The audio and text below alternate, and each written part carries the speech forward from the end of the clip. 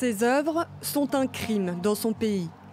Dans sa dernière exposition, l'artiste né à Kaboul, Kubra Kademi, montre le pouvoir sexuel des femmes et la puissance de l'identité féminine. Des corps libres et affranchis qui réalisent des actes héroïques, jusqu'alors réservés aux hommes. Généralement, mon travail, dans le centre, il y a le corps de femme. Je ne le dis pas nu, je ne dis pas... Ils sont que des corps. Le centre de toutes les problématiques, pour moi, ça c'est le corps de femme. Une problématique particulièrement présente en Afghanistan, où le corps des femmes reste tabou. En 2015, pour dénoncer le harcèlement subi par des millions d'Afghanes, Kubra déambule dans Kaboul, vêtue d'une armure bombée au niveau des parties sexuelles. Une performance qui lui vaut des menaces de mort et qui la pousse à l'exil.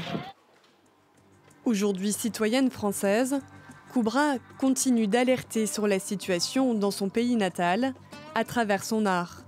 Ici, l'artiste relie ses gilets afghans, symbole des combattants qui s'affrontent depuis plusieurs décennies de conflits en Afghanistan. Mais ses œuvres sont surtout inspirées par l'activisme des femmes afghanes qui résistent aux talibans.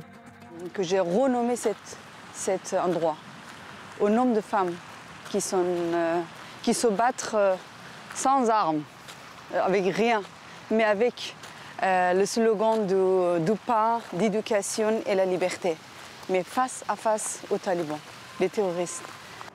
Des femmes effacées de l'espace public qui militent pour exister au péril de leur vie.